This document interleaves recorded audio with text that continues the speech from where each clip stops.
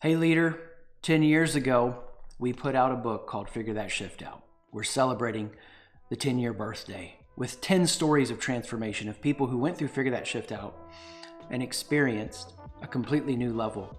They didn't get there by pushing harder in the pressure. They learned how to see clearly who they are in the best and worst of moments. We could say how they could relax into their brilliance. Listen in on these stories as you consider what might be possible for your own transformation. My friends, welcome to the SightShift podcast. I'm loving this series. We're celebrating Figure That Shift Out, the book turning 10, and we're doing 10 stories of 10 minutes of transformation. And we've surveyed from way back at the beginning to some recent people that now are such a special part of my life. And I get to introduce you to one of those today. Kenworth Reeves in the house, my man. Thank you for being on the podcast today. I'll let you introduce yourself, tell a little bit about who you are and what you do. Yeah, well, thanks, Chris. Honored to be here, buddy. Kenworth Reeves. I live in Greenville, South Carolina, greatest city in the Southeast for sure. Got a beautiful wife, 23 years, five amazing children. My wife likes to joke that my blood type is entrepreneur. So, yeah, I own a number of companies here. I've got a real estate investment company where we buy and renovate and lease property, single family, multifamily, manufactured campgrounds, etc. I own a brewery here in the upstate of South Carolina, And it's delicious. and it's delicious. Thanks, Chris. Thanks for that plug. Called 13 Stripes, and we've gone from really the underdog in town to the OG. We're now the oldest distributed brewery in Greenville, which is pretty awesome.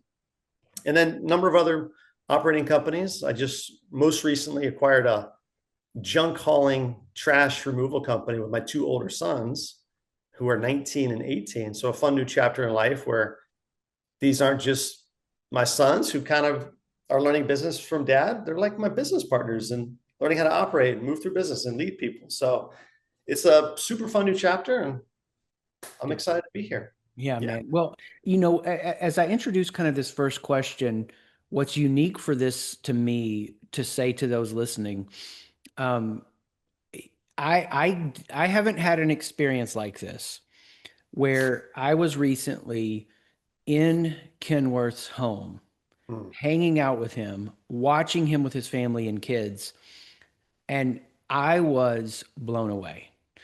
It thank you. wasn't this like forced subservience, like we can't do anything unless dad makes it okay.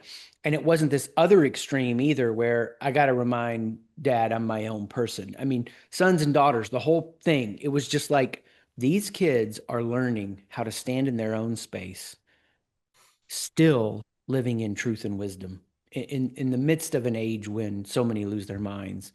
I have to tell you, like, and I haven't shared this with you, I came back and even started journaling in my own, like, you gave me a bar, a vision. Like, okay, how can I do some of this that I've seen you do? And dude, that's just so rare. I mean, I enjoy a lifelong adult relationship with my kids and they're amazing and I'm not saying anything negative about them in that, but just saying like, holy cow, rolling around with you, watching the way you are with people, the entrepreneurial dreams you've accomplished that so many people would love to have happen in their lives, stable family. No life is perfect, but you got it going on. What would make you even want to do something like Figure That Shift Out?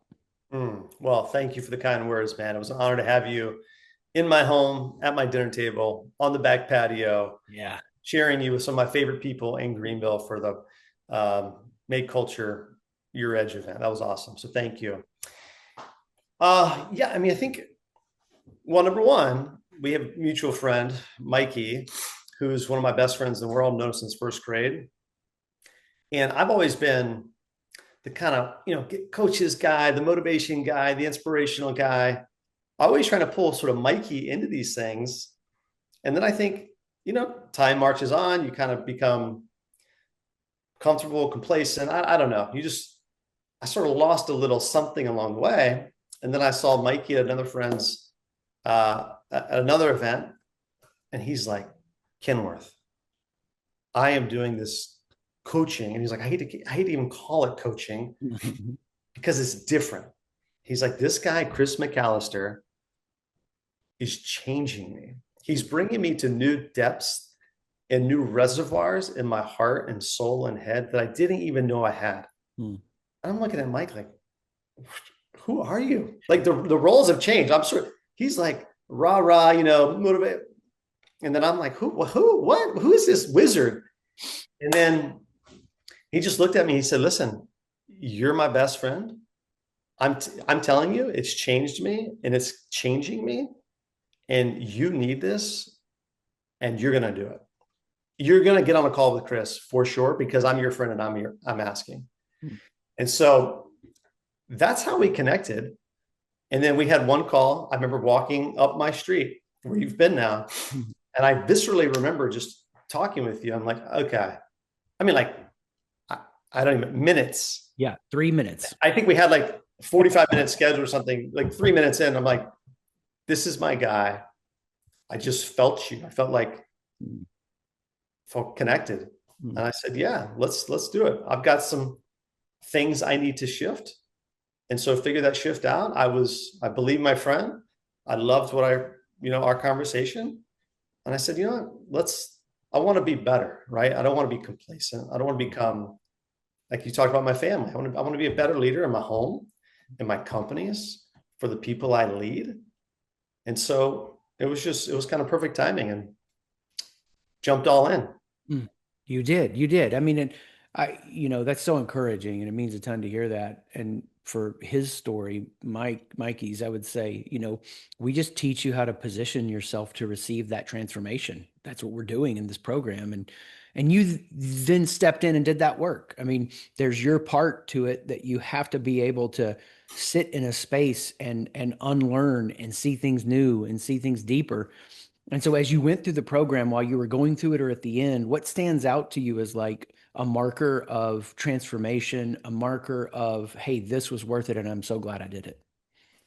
Yeah, well, and if I can say, I do remember taking my IFQ the first time. I remember seeing it. I was like, I don't know if this is me. And you're like, okay, well, maybe I could be wrong. The data could be wrong, and maybe we'll just look at it. Let's just run down a session or two.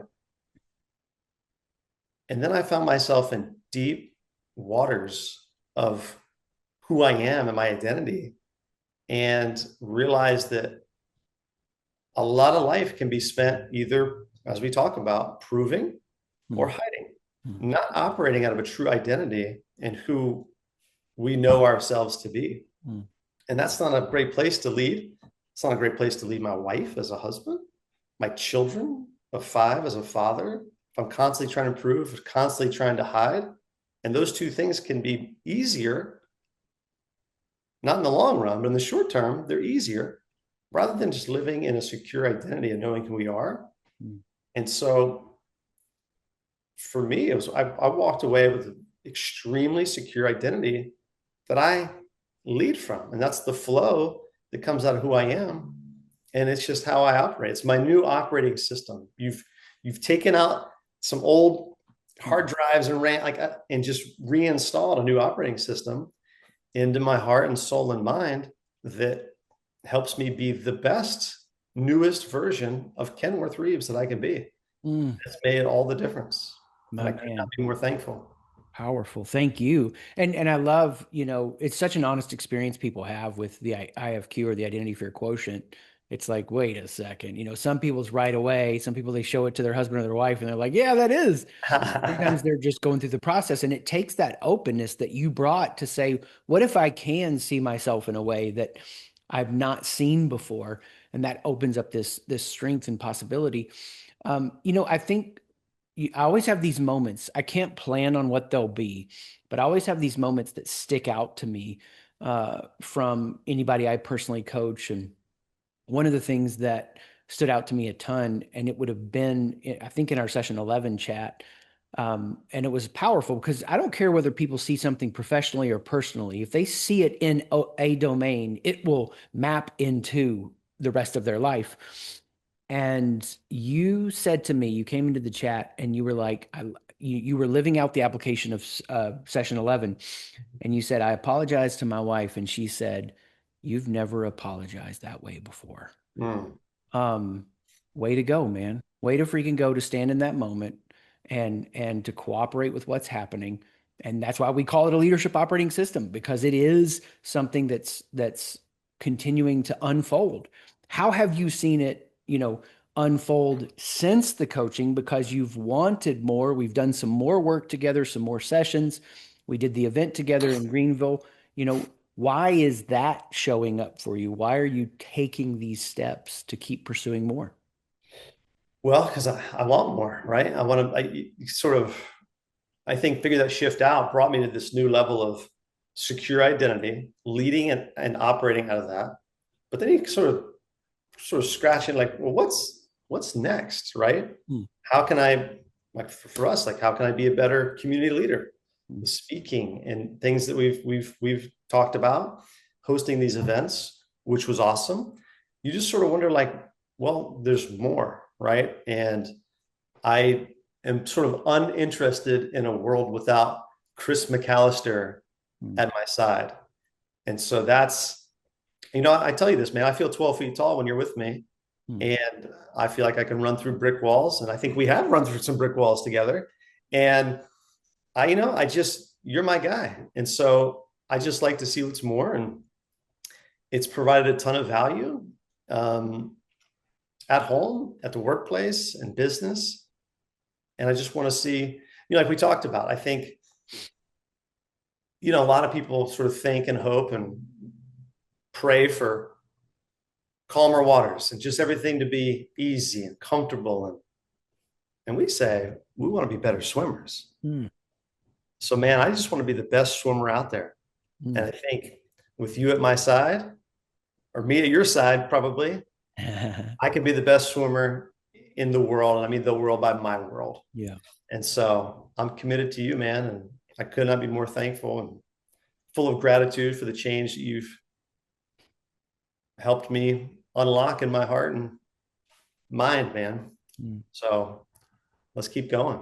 Keep going, dude. Yeah, What an encouragement. What a joy. And as people hear this, the hope is that in some way they're like, I got to do that, figure that shift out. I got to get my IFQ. I got to lock in like I hear Kenworth is locked in. And we'll keep on learning to be better swimmers. So thank you for being here today. Everyone, thanks for listening in. Kenworth, what a treat this was. I appreciate you, brother. 100%. Love you, man. Love you too. See Peace. ya. Thanks for listening in as we dove into the story of transformation as someone went through Figure That Shift Out. We're celebrating 10 years, 10 stories, and I don't want it just to be something you listen to. Explore what might be possible. Imagine how far you might go in your leadership. And join one of our Figure That Shift Out coaching groups, work with one of our certified coaches. I look forward to hearing about the transformation that you go through as a result of Figure That Shift Out.